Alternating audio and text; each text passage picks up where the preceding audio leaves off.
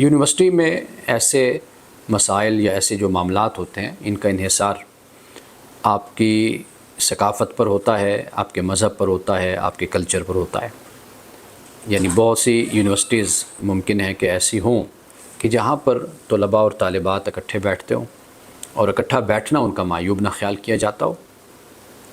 میں نے یہ بات کہیں پر پڑھی ہے کہ انڈونیشیا میں جہاں دور حدیث کی کلاسز ہوتی ہیں تو وہاں پر خواتین و حضرات یعنی مرد اور عورت وہ سب ایک ہی جماعت میں اور ایک ہی کلاس میں بیٹھ کر پڑھتے ہیں، یعنی دور حدیث کی کلاس ہوتی ہے، یعنی انڈونیشیا کے جامعات میں۔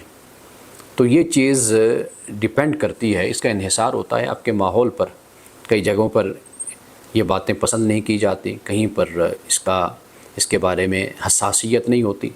تو یہ آپ کے ماحول، آپ کے جامعہ اور آپ کے ملک کا جو ایک کلچر ہے یہ اس پر بھی ڈیپینڈ کرتا ہے۔